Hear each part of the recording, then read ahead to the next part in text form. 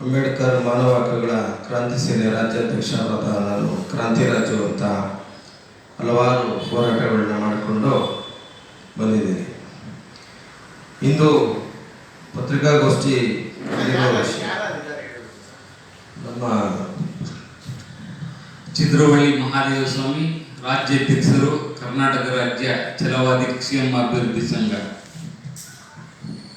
ಚಂದ್ರಶೇಖರ ಸ್ವಾಮಿ M, Karnataka ಛಲವಾದಿ ಕ್ಷೇಮಾಭಿವೃದ್ಧಿ ಸಂಘ, ಬೆಂಗಳೂರು.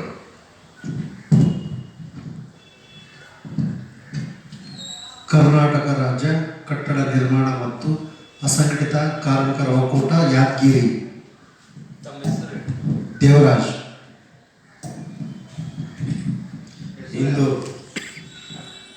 ಕ್ರಾಂತಿರಾಜು ಅಂತ ಇಂದು ಮಾಧ್ಯಮಗೋಷ್ಠಿ ಕರೆದಿರುವ ವಿಷಯಕ್ಕೆ ಸಂಬಂಧಪಟ್ಟಂತೆ ನಮ್ಮ ಪೊಲೀಸ್ ಇಲಾಖೆ ಅಂತಂದರೆ ಕರ್ನಾಟಕದ ಹೆಮ್ಮೆ, ಕರ್ನಾಟಕದ ಹೆಗ್ಗಳಿಕೆಗೆ ಪಾತ್ರವಾದಂಥ ಪೊಲೀಸ್ ಇಲಾಖೆ. ಈ ಪೊಲೀಸ್ ಇಲಾಖೆ ಇಲ್ಲ ಅಂತಂದರೆ ಬೀದಿನಲ್ಲಿ ಹೆಣ ಬಿದ್ದರೂ ಪೊಲೀಸ್ನವರೇ ಕಾಪಾಡೋದು, ಪೊಲೀಸ್ನವರೇ ಎತ್ತೋದು, ಒಬ್ಬ ಕಳ್ಳನ ಹಿಡಿಬೇಕು ಅಂದರೂ ಪೊಲೀಸ್ನವರೇ ಬೇಕು, ರಾತ್ರಿ ಹಗಲು 24 ಗಂಟೆ ಪೊಲೀಸ್ನವ್ರಿಗೆ ಕೆಲಸ. ಅಂಥ ಪೊಲೀಸ್ ಇಲಾಖೆಯಲ್ಲಿ ಒಬ್ಬ ದಲಿತ ಪೊಲೀಸ್ನ ಒಬ್ಬ SI ಪರಶುರಾಮ್ ಅಂತ ಒಬ್ಬ ಯುವಕ, ಒಳ್ಳೆಯ ಅಭಿಪ್ರಾಯ ಹೊಂದಿರುವಂಥ ಯಾದಗಿರಿಯಲ್ಲಿ ಸಾರ್ವಜನಿಕರ ಹಿತಾಸಕ್ತಿಯನ್ನು ಕಾಪಾಡಿಕೊಂಡು ಅವರ ಕರ್ತವ್ಯವನ್ನು ನಿರ್ವಹಿಸ್ತಾ ಇದ್ದರು.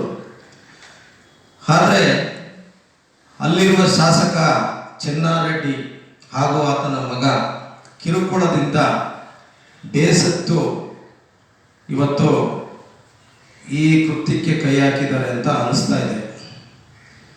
ಇಂದು ಲಂಚದ ಅವತಾರ ಶಾಸಕರಿಗೂ ತಟ್ಟಿದೆ ಅನ್ನೋದು ಎಲ್ಲರಿಗೂ ಮೇಲ್ನೋಟಕ್ಕೆ ಕಾಣಿಸ್ತಾ ಇದೆ.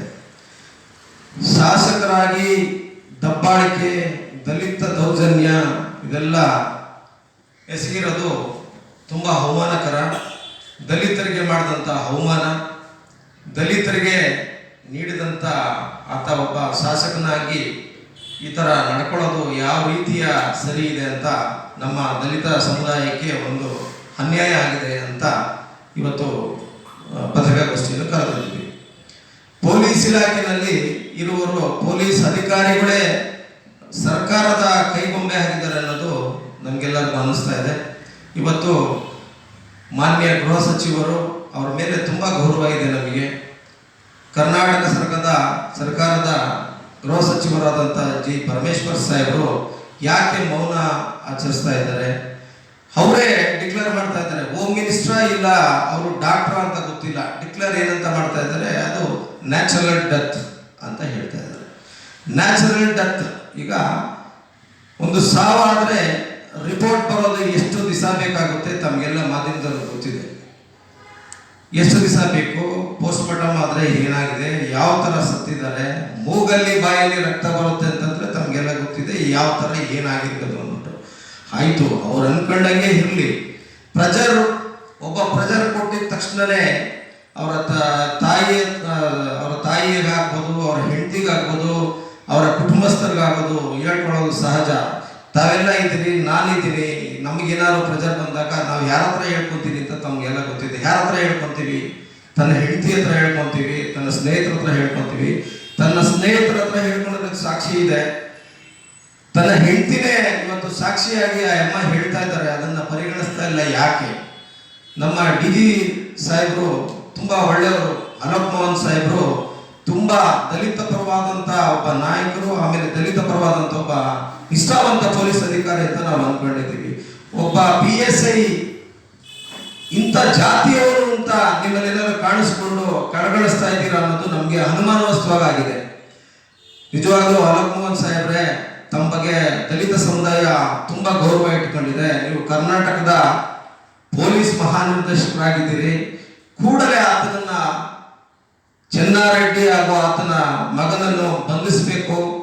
ಬಂಧಿಸಲಿಲ್ಲ ಅಂತಂದ್ರೆ ಇದು ನೀಲಿ ಶಾಲು ಸುಮ್ಮನೆ ಅಲ್ಲ. ಇವರು ಯಾರನ್ನ ಕೆಣಕಿದ್ದಾರೆ ಅಂತ ಗೊತ್ತಿಲ್ಲ.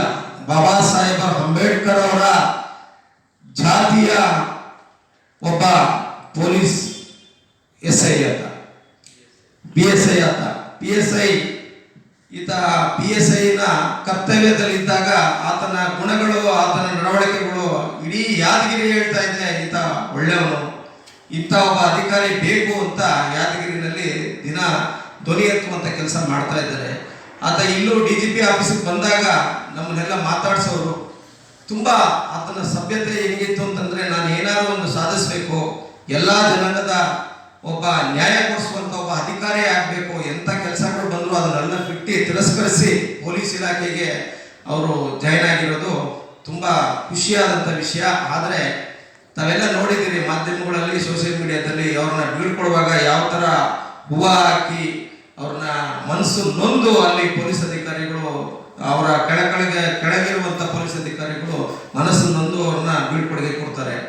ಆದರೆ ನಿಜವಾಗಲೂ ಪೊಲೀಸ್ ಅಂತ ಅಂದರೆ ಒಂದು ಗೌರವ ಇದೆ. ಈ ಜಾತಿನಲ್ಲಿ ಪೊಲೀಸ್ ಆಗಿದೆ ತಪ್ಪ ಅನ್ನೋದು ಈ ಮಟ್ಟಕ್ಕಾಗಿದೆ. ಈ ಥರ ತುಂಬ ಆಗ್ತಾ ಇದೆ. ಇವರು ಇವತ್ತು ಪರಶುರಾಮ ಉದಾಹರಣೆ ನಮಗೆ. ಇದು ತುಂಬ ಈ ಥರ ಕಿರುಕುಳ ತುಂಬ ಇದೆ, ಎಲ್ಲ ಕ್ಷೇತ್ರದಲ್ಲೂ ಇದೆ. ಎಲ್ಲ ಕ್ಷೇತ್ರದಲ್ಲೂ ಇರೋದ್ರಿಂದ ಈ ಕೂಡಲೇ ಇದನ್ನು ಕಡೆಗಣಿಸಿದಂಗೆ ಹೋಮ್ ಮಿನಿಸ್ಟರ್ ಆಗ್ಬೋದು, ನಮ್ಮ ಅಲಕ್ಮುಗೌಡ್ ಸಾಹೇಬ್ರು ಆಗ್ಬೋದು, ಕೂಡಲೇ ಅದನ್ನು ಅರೆಸ್ಟ್ ಮಾಡಿ ಪ್ರೊಡ್ಯೂಸ್ ಮಾಡಿ, ಯಾರೋ ಒಬ್ಬನಿಗೆ ಮಾತ್ರ ನೀವು ಯಾವನು ತಲೆಗೆ ಎಣ್ಣೆ ಇಲ್ಲದನ್ನು ಮಾತ್ರ ಕರ್ಕೊಬಂದು ರಿಮೈಂಡ್ ಮಾಡ್ತೀರಿ, ರಿಮೈಂಡ್ ಮಾಡಿ ಅವನಿಗೆ ಜೈಲಿಗೆ ಕಟ್ತೀರಿ. ಒಬ್ಬ ಶಾಸಕರನ್ನ ಯಾಕೆ ಕಟ್ಟಕ್ಕಾಗಲ್ಲ? ನಿಮ್ಮ ಸರ್ಕಾರ ಕುಮ್ಮತ್ತಿದೆಯಾ?